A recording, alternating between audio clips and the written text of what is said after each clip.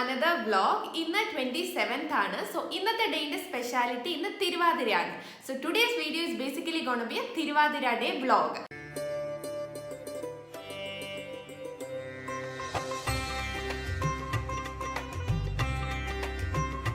അപ്പോൾ തിരുവാതിര എന്താണെന്ന് അറിയാത്ത ആൾക്കാർക്ക് എനിക്കറിയാവുന്ന ഒരു ബേസിക് ഔട്ട്ലൈൻ നിങ്ങൾക്ക് പറഞ്ഞു തരാം. എനിക്ക് അമ്മയും അമ്മൂമ്മയും പറഞ്ഞു തന്നിട്ടുള്ള കാര്യങ്ങളാണ്. എനിക്കും ഡീറ്റെയിൽ ആയിട്ട് പറയാൻ അറിയില്ല.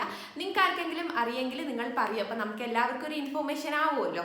സോ വാട്ട് ഈസ് തിരുവാതിര എന്ന് വെച്ചാൽ, തിരുവാതിര സെലിബ്രേറ്റ് ചെയ്യാൻ ആക്ച്വലി 3 സോൾ റീസൺസ് ഉണ്ട്. ഓക്കെ, അതിൽ ഫസ്റ്റ് റീസൺ വന്നിട്ട് Thiruvathira is considered as lord Paramasivan's birthday. ശിവന്റെ ജന്മദിനമാണെന്നാണ് കരുതപ്പെടുന്ന തിരുവാതിര ദിനം. രണ്ടാമത്തെ റീസൺ വന്നിട്ട് പാർവതി ദേവി പൂജ ചെയ്ത് വ്രതം അനുഷ്ഠിക്കുന്ന ഒരു ദിവസമാണ് തിരുവാതിര, നല്ലൊരു കുടുംബജീവിതത്തിന് വേണ്ടിയിട്ട്. അതാണ് സെക്കൻഡ് റീസൺ. തേർഡ് റീസൺ വന്നിട്ട് ഗോപസ്ത്രീകൾ ശ്രീകൃഷ്ണനെ ഭർത്താവായി ലഭിക്കാൻ കാർത്യായനി പൂജ ചെയ്ത് വ്രതം അനുഷ്ഠിക്കുന്ന ഒരു ദിവസം കൂടെയാണ് ഇന്ന്. അപ്പാർട്ട് ഫ്രം ദിസ്, കല്യാണം കഴിഞ്ഞ സ്ത്രീകൾ രാവിലെ നേരത്തെ കുളത്തിൽ പോയി തുടിച്ച് കുളിച്ച് കോടി വസ്ത്രം അല്ലെങ്കിൽ അലക്കി തേച്ച വസ്ത്രം ധരിച്ച് വീട്ടിൽ വന്ന് ദശപുഷ്പം ചൂടി വെറ്റില മുറുക്കി ഹസ്ബൻഡ്സിനെ ഉണർത്തും കേട്ടോ. പിന്നെ അവർ പോയിട്ട് ഊഞ്ഞാലാടും, പിന്നെ ഭദ്രാദീപം കൊളുത്തിയിട്ട് തിരുവാതിര കളി കളിക്കും. സോ ഇതാണ് ഒരു ബേസിക് ഒരു ഐതിഹ്യം എന്ന് പറയുന്നത്.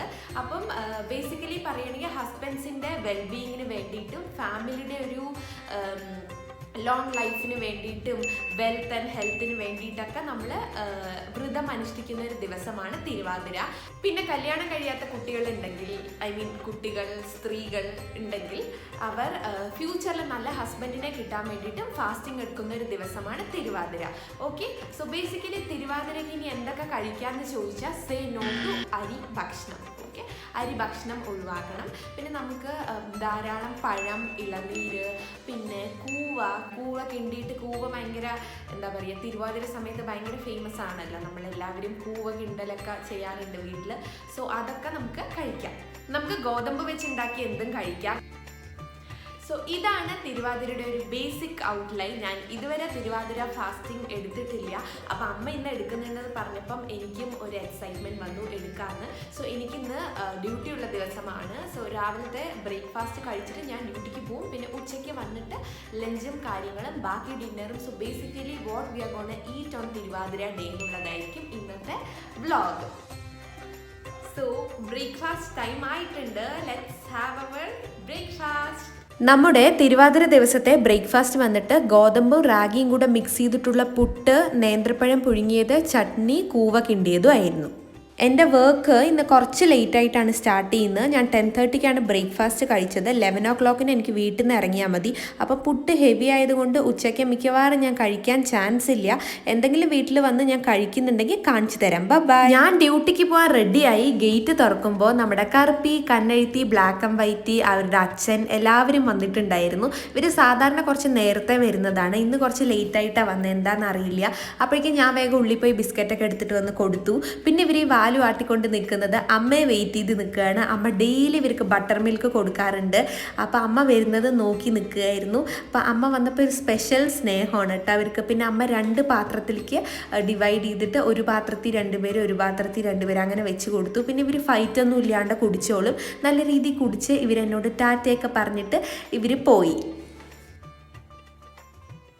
ഹലോ, ഞാനങ്ങനെ ഹെക്ടിക് വർക്കൊക്കെ കഴിഞ്ഞ് ബാക്ക് ടു ഹോമാണ്. ഇപ്പോൾ സമയം വന്നിട്ട് ഈവനിങ് 6 o'clock ആണ്. ഈ സമയത്താണ് ഞാൻ എൻ്റെ ലഞ്ച് കഴിക്കുന്നത് guys.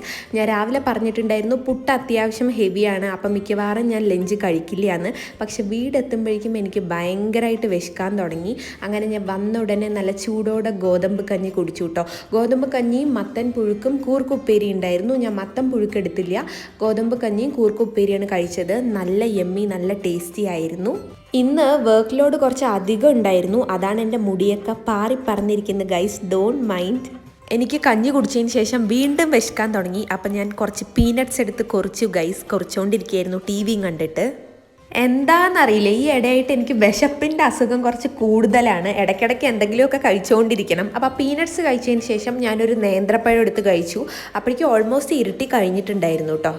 And now it's dinner time guys. എനിക്ക് ഭയങ്കരമായിട്ട് വിശക്കുന്നുണ്ടായിരുന്നു. ഡിന്നറിന് നമുക്ക് ചപ്പാത്തി ഉണ്ടായിരുന്നു, പീനട്ട് ബട്ടർ ഉണ്ടായിരുന്നു, മത്തൻ പുഴുക്കുണ്ടായിരുന്നു. അപ്പോൾ ഞാൻ ഫസ്റ്റ് ചപ്പാത്തി പീനട്ട് തേച്ചിട്ട് റോൾ ചെയ്തിട്ടായിരുന്നു കഴിച്ചത്.